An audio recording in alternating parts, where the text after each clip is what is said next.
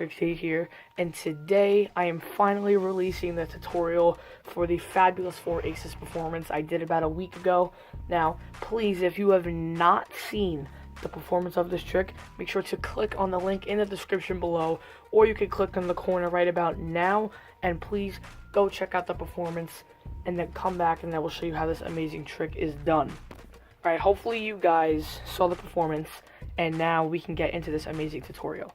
So, as you guys probably knew, there is a setup to this trick. You cannot do this impromptu. So, that's my only issue with this trick, is it's not impromptu, because I do love impromptu tricks, but that is okay, because even though this does require a setup, the payoff is worth it, because this trick is amazing. So, let's get into the setup and what to do right about now. So what you're going to want to remove are the 4 aces, the 10 through king of spades, and any 7 from the deck. It doesn't matter what 7, just make sure you remove the 7, doesn't matter which one. Now, we're going to get into the setup. So your setup is the king of spades, the queen of spades, a random card, the jack of spades, 3 random cards, and then the 10 of spades. So you're going to take that arrangement and you're going to put it on top of the deck as so. And then the next thing you're going to do is go to the bottom of the deck and count 13 cards. 1, 2, 3, 4, 5, 6, 7, 8, 9, 10, 11, 12, 13.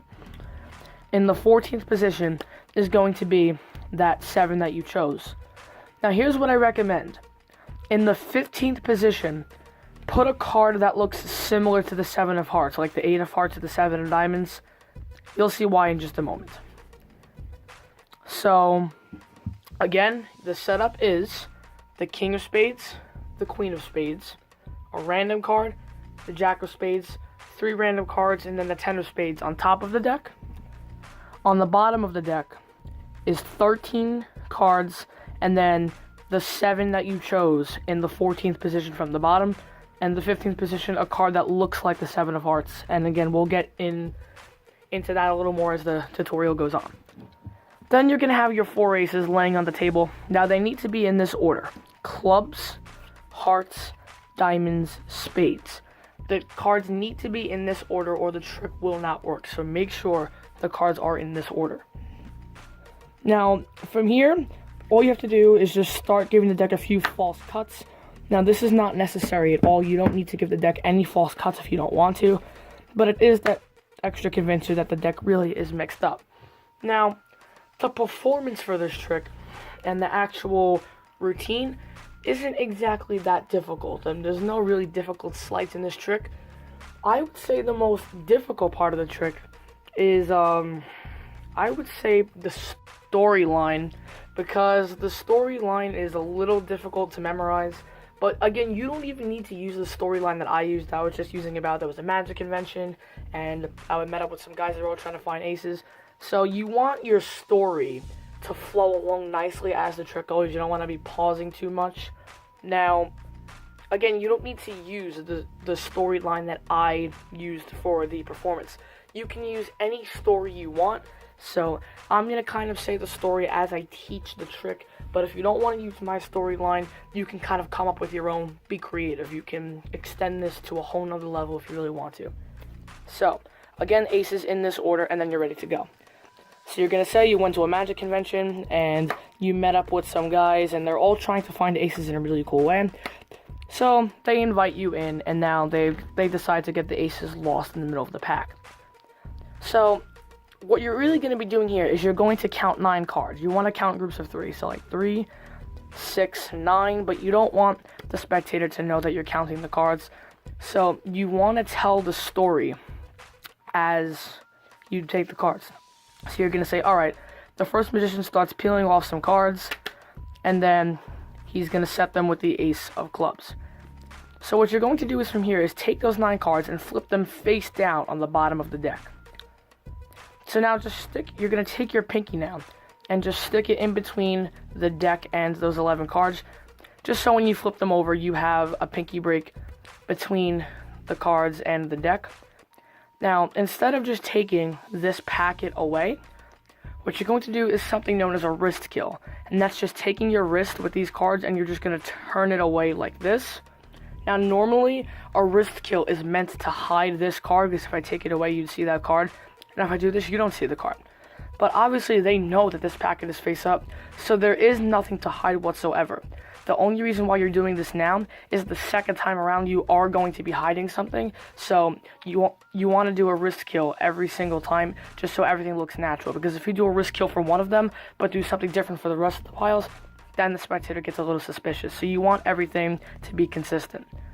So you do your wrist kill and you just set those 9 cards face down by the ace of clubs.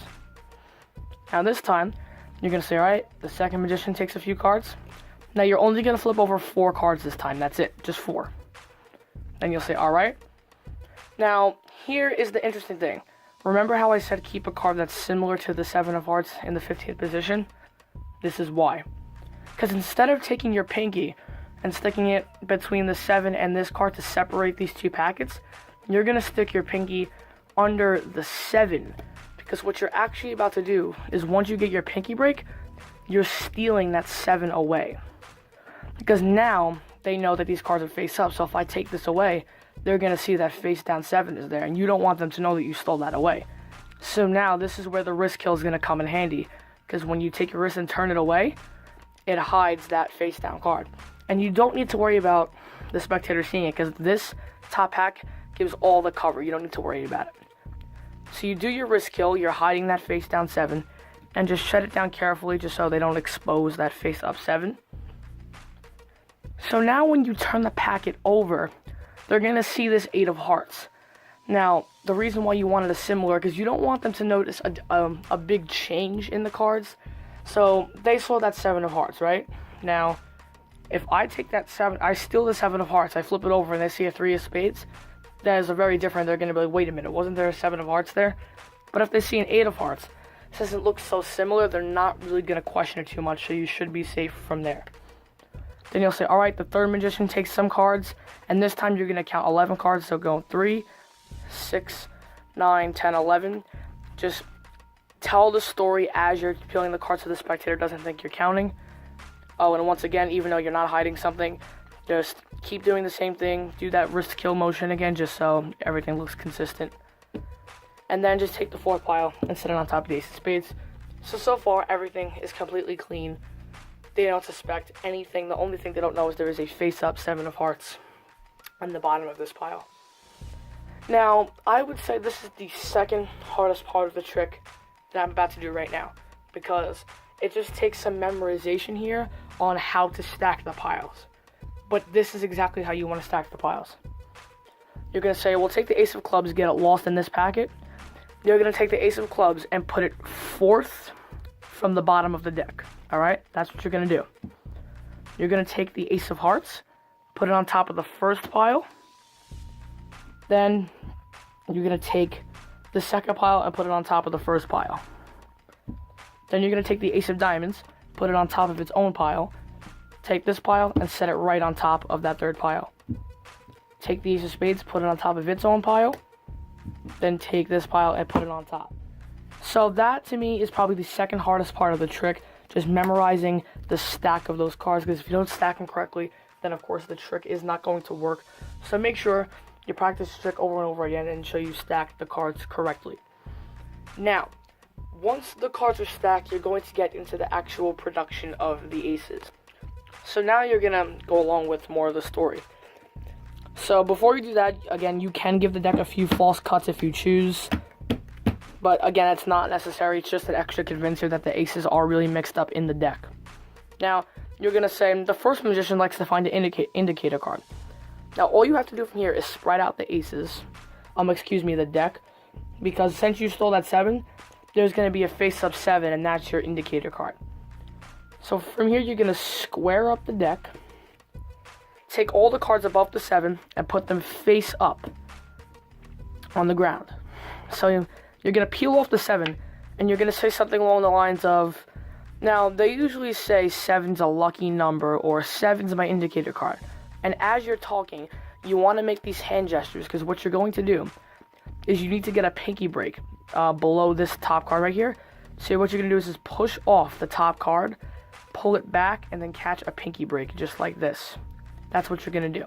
Now, doing this can be pretty obvious because the spectator might notice you, but if you do this motion just like this, the spectator's not going to notice you did the push-off pinky break. Now, if you notice me do it, that's fine because I told you that I was about to do it, so obviously you were aware. But the spectator does not know that you were doing that. So as you're doing this gesture, just do the push-off pinky break, and they're not going to notice a thing. So once you do that, take the 7, set it on top, then you're going to steal that card away from the pinky break, and that card is the Ace of Hearts, by the way. So now you're going to take these 2 cards and set it on top of those face-up cards, being careful not to expose that face-down ace right there. So now, this is pretty easy. You're going to say 7's the indicator card, so let's count 7 cards.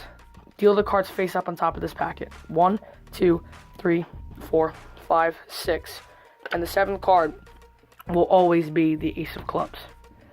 So now, once you've done that, take these cards, and again, just be careful not to flash that card like I just did, and set them right back on top of the deck.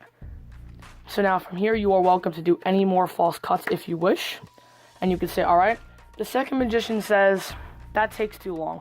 I like to just spread out the cards and have the ace appear face up right away. So that ace appears face up, and then you take the card and set it off to the side. Square the cards up. And now you're going to say, we have 2 down and there's 2 aces to go. And as you do that, you're just going to take the top 2 cards and move them to the bottom. And the spectator's not going to think anything of it because you're going to say, we have 2 down, and take off the 2 cards as you say it, and 2 to go as you put them to the bottom. And they just think that was very casual. They don't really think much of it. Now, you're going to say the third magician says, he likes to spell out the ace. So we're looking for the Ace of Diamonds. So let's spell out Ace of Diamonds. So you go ACEOFDIAMOND, and the S is going to be the Ace of Diamonds. It will be every single time. Now take this pile of cards and just set it off to the side like this. That's what you're going to do. So now, from here, you're going to say, alright, the magicians found their aces, and then they hand the deck to me and say, you know what, kid, why don't you give it a shot? So I say, alright, you know what, I'm not the best with this, but you know what, let's give it a shot here. Maybe I'll do what the first magician did, and I'll find an indicator card. And it'll say, well, no indicator card slipped up, so that didn't work. Maybe I'll find the ace face up right away. So I do this, but I don't see a face up ace. Maybe I'll try spelling out the card, like the third magician did. Now you want to spell out Ace of Spades on top of this pile over here. So you're going to go ACEOFSPADE, and then flip over the S, and then show that that's not the Ace of Spades. Now, from here, the Ace of Spades is actually going to be right here on top of this pile, but obviously, they don't know that. So from here, you're going to say, well, you guys have your own way of finding aces, so I'm going to do my own way by just feeling for the cards. Now, all you're really doing is just in-jogging and out-jogging cards.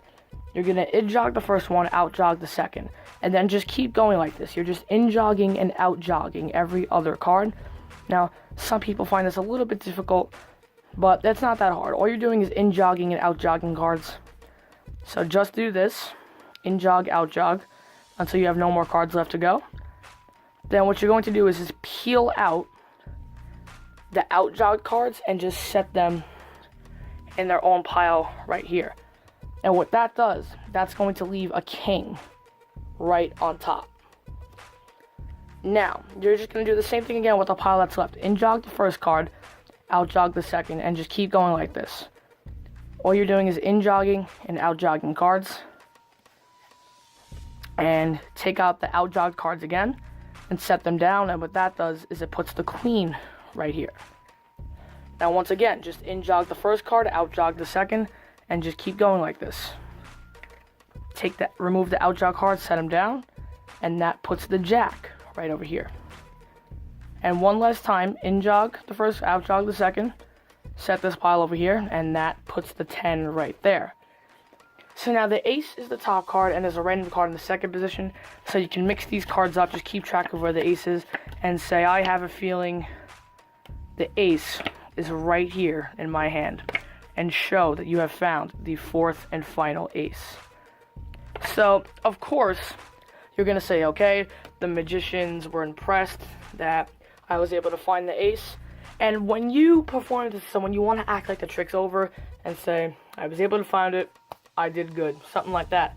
But then you want to say something like, the magicians were even more impressed because, and take this ace as you say it and put it over by this pile right here and say, because I was also able to find a royal flush in spades.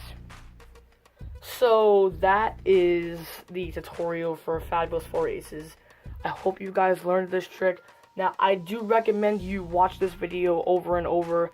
Watch it about 2, 3, 4, 5 times if you need to, because the tutorial can be a little confusing. Again, it's not a hard trick to learn, it's just the sequential format of the trick that can be a little difficult, and what steps you have to do and when to do it. So just watch this a few times and you'll get the general idea. If you're still confused on something and it's not working, just drop down in the comments below any questions you may have. I'll be happy to answer them. Also, I hope you guys liked my new intro, so make sure to give me a thumbs up for that one. But yeah, that's pretty much it. Also, guys, don't forget, my contest ends December 17th. So if you have not entered yet, make sure to enter quickly because the results will be out in 1 week. We are closing this contest in 1 week, and then we can start up a contest number 2, and I'll see what the prize is for that. Maybe I can do a few giveaways, maybe. That would be pretty cool. So if you want a second contest, make sure to let me know, and if you have not entered the first one, make sure to go check it out, and then maybe you can win a shout out on Instagram. You'll see what the rules are if you haven't checked it out. So make sure to go check my contest out if you haven't already. There's still 1 week left to get your entries in. So yeah, that's mostly all I have to say. So make sure to leave a comment below, like this video, and of course subscribe to the channel, guys. We have 71 subscribers. We are looking to reach my first goal of 100 subs. Once I reach 100 subs, then my goal will get bigger. My second goal is going to be 500 subscribers. So first, help me reach my first goal of 100 subscribers, and then let's help me reach my second goal of 500 subscribers from there. But baby steps. So please help me reach 100 subscribers. I would really appreciate it. And that's pretty much it. So always remember, when it comes to magic, follow your dreams. I will see you guys in the next video. Cardtrix 8, signing off. Peace out.